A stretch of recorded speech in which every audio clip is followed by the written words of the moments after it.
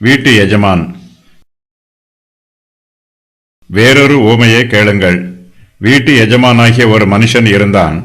அவன் ஒரு திராட்சை தோட்டத்தை உண்டாக்கி அதை சுற்றிலும் வேலி அடைத்து அதில் ஒரு ஆலையை நாட்டி கோபுரத்தையும் கட்டி தோட்டக்காரருக்கு அதை குத்தகையாக விட்டு புறதேசத்துக்கு போயிருந்தான். யூத மார்க்கத்தாருடைய பாவங்களையும் அவர்களுடைய அழிவையும் இயேசு கிறிஸ்து இந்த ஊமையின் மூலமாக தெளிவாக விளக்குகிறார். இந்த உலகத்தில் இயேசு கிறிஸ்து தமக்காக சபையை ஸ்தாபித்திருக்கிறார். இந்த பூமியில் தேவனுடைய ராஜ்யம் ஒரு திராட்சை தோட்டத்திற்கு ஒப்பிட்டு கூறப்பட்டிருக்கிறது. இந்த தோட்டம் வேலி அடைக்கப்பட்டிருக்கிறது. இந்த தோட்டத்தின் பாதுகாப்பிற்கும் பராமரிப்பிற்கும் முன்னேற்றத்திற்கும் ஆசீர்வாதத்திற்கும் தேவையான அனைத்தும் செய்து முடிக்கப்பட்டிருக்கிறது.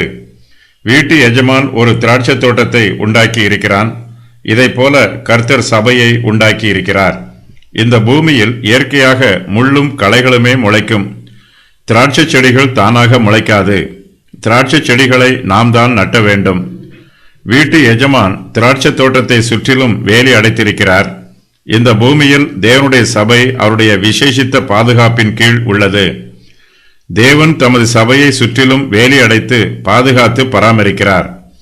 திராட்சை தோட்டத்தில் உள்ள திராட்சை செடிகளை வீட்டு எஜமான் கவனிப்பார், இல்லாமல் ஏனோ தானோ வென்று விட்டுவிட மாட்டார்.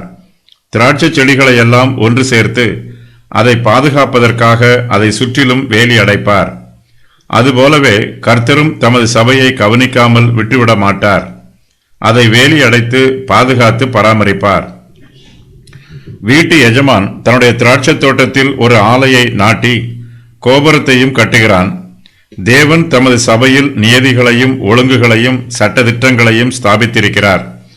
சபையை கவனிப்பதற்காகவும் அதன் செயல்பாடுகளை முறைப்படுத்துவதற்காகவும் தேவன் சபையில் ஒழுங்குகளை நியமித்திருக்கிறார். சபையானது ஒழுங்காக கவனிக்கப்பட்டு வந்தால் அது அதிகமாக கனி தரும். திராட்சை தோட்டத்தில் கோபுரத்தின் மீது ஏறி நின்று அந்த தோட்டம் முழுவதையும் பார்த்து பராமரிக்க முடியும். தேவன் தம்முடைய சபையை யூத ஜனத்தாரிடம் பொறுப்பாக ஒப்படைத்திருக்கிறார். வீட்டு எஜமான் தன் திராட்சை தோட்டத்தை தோட்டக்காரருக்கு குத்தகையாக விட்டிருப்பது போல தேவன் தமது சபையை யூத ஜனத்தாரிடம் ஒப்படைத்திருக்கிறார். யூத ஜனங்கள் தோட்டக்காரரை போல இருக்கிறார்கள். தேவன் இவர்களிடம் கணக்கு கேட்பார். இவர்கள் தேவனை மகிமைப்படுத்த வேண்டியவர்கள். வீட்டு எஜமானும் தோட்டக்காரருக்கு தன் திராட்சை தோட்டத்தை குத்தகையாக விட்ட பின்பு புறதேசத்திற்கு போய்விடுகிறார். தேவனும் சீனாய் மலையில் தம்முடைய சபையை யூதர்கள் கையில் ஒப்படைத்துவிட்டு வானத்திற்கு பரமேறி போயிருக்கிறார். இயேசு இந்த பூமியில் இருந்தபோது தம்முடைய ஜனங்களை நேரடியாக பிரத்யட்சமாக கவனித்தது போல இப்போது அவர் கவனிப்பதில்லை. தற்போது தம்முடைய எழுதப்பட்ட வார்த்தையாகிய வேதாகமத்தின் மூலமாக சபையை ஆளுகை செய்கிறார்.